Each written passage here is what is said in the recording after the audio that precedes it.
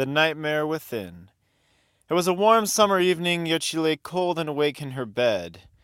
In the dark, she could just make out the posters of her favorite dreamy actors, as the moon shone brightly through the many blinds. Just like it did every night. Everything was calm, and she could hear the sound of her father's deep snoring that she was accustomed to in the next room. Everything seemed normal, however, something had wrenched her from her sleep at 2 in the morning and left her laying unusually cold on that hot season's night. It was the nightmare! Afraid to go back to sleep, she laid awake trying to forget that awful dream. It was something that she had dreamt before. In fact, she had had this dream every night for the past few months, only it wasn't just something in her head, not even close. It was more like a horror movie, and she was the unfortunate victim. Any time she awoke, it was like hitting pause. The moment she fell asleep again, her terror would resume, and it would relentlessly pursue her. It kept chasing her throughout the endless maze of a house and the shadows around her. Things moved around just out of her vision. The demon was relentless, never giving up, never tiring. Nothing seemed to slow it. Trying to hide, it never worked either. It found her every time. The wretched creature was a combination of all her worst fears into one. The face was so twisted and hideous she couldn't even bring herself to think about it. Doing so would bring a great deal of terror. She would begin to sweat and tremble with fear. When that happened, it would be hours before she calmed down again. The demon appeared to be a creature that had come out of the darkest pit of hell. Flames danced endlessly around. Anything it came in contact with was instantly singed or turned to ash. Its body was red. Not just any red, blood red. The blood red you see when somebody is dying.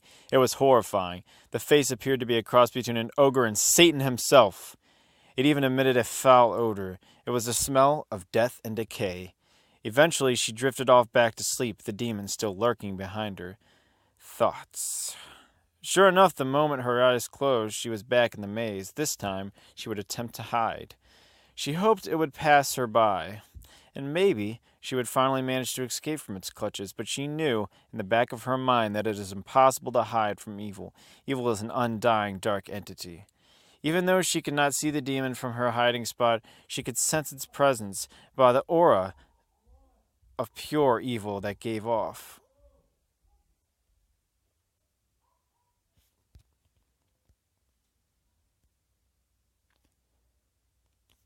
She could hear it approaching by its distinct footsteps, followed by the sound of dragging metal. This metal scraping on the ground was coming from its blade that seemed so evil that even the flames of hell are not worthy of forging it. She asked herself if she could stay where she is or run. She had no idea if the demon knew her hiding spot. It surely sounded like it was getting closer. To stay there was a death wish, so she ran. Her head pounded with the sound of her own heartbeat. Behind her, she could hear the demon pursuing her as it got even closer. The demon swung its evil blade, just missing her, but grazing the back of her neck and hair. She tripped and fell forward down a staircase. Ironically, this stumble probably saved her life, as it put her out of reach of the murderous blade. She could feel the blood from her wounds hot and sticky on her neck. She had to get up. Above her, the demon roared with anger and covered all of the stairs with one giant leap. As the demon gained ground on her, it seemed to grow larger in size and become more frightening.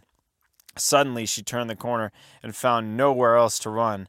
It had finally cornered her after so long. Just as its blade began a downward arc, her ears were filled with a large ringing. She woke with a gasp in her bed as her alarm clock sounded. She took deep breaths to calm herself, telling herself it was just in her head, nothing more. That is, until she put her hand to the back of her neck, and it came away with sticky blood. She couldn't focus the rest of the week. Night after night, it was the same thing, and each night the blade got even closer. She began to think of how she could get out of this hellish nightmare. Nothing came to mind. Then one night the answer became very clear. It was the demon was chasing her through the kitchen of the house. Utensils were scattered about, and as the demon ran by a knife, it grazed its arm and roared in pain. Its greenish, acidic blood began to flow from the wound. She realized that if it could be harmed, it could be killed. When she woke up to the sound of her alarm again that morning, she noticed her arm was cut and had been bleeding. She spent the rest of the day formulating her plan. She could barely remember the way to the kitchen, but figured if she could get there and arm herself with the knife, she would at least stand a small finity chance. That night, she laid her head down on her pillow, determined. Slowly, she closed her eyes. She was back in the maze. She didn't even wait for the demon to show itself and began to sprint towards the way she thought the kitchen was. She ran through the door, breathless. The girl began to glance around for the knives. Somewhere behind her, the demon's roar could be heard as it tore through objects. Right as it burst through the door, her hand closed around the handle of the knife. She flung it with all her might towards the creature. It raised its arm to protect itself. Unfortunately for it, this was also the arm holding the sword. The knife bit deep into the entire blade bruised the arm. The sword clattered from its grasp. With sudden energy, the girl rushed forward and scooped it up. The sword. She raised it to strike down the demon, and as she did, it looked into her eyes. Then it uttered one word. Please. She recoiled at the sound of this plea. The voice was far from what she had expected to hear from the dark creature. The desperate tone of its voice, like that of a helpless child, did not fit the monstrous demon. With the demon looking pleadingly at her, she suddenly felt a pang of remorse for trying to cause harm to it, but she remembered that if she were in the demon's place, it would not hesitate executing her. With this justification, she knew that this was it. She could finally end the string of nightmares that have tormented her for so long. Despite the demon's cries for mercy, she brought its own blade back to the back of the demon's neck. Determined, she raised it above her head, blocking out the sounds and sights of desperation in the fiend. Let the blade fall and put all of her weight behind it. The demon's hide was thick, so the blade did not cut far into its neck. However, feeling the pain she was inflicting on the evil one only empowered her. One edge of the dark blade was serrated, allowing her to hack into the demon's neck and saw off the ghastly head. The demon did not stop boiling until the head was completely severed from its body, leaving her in absolute silence.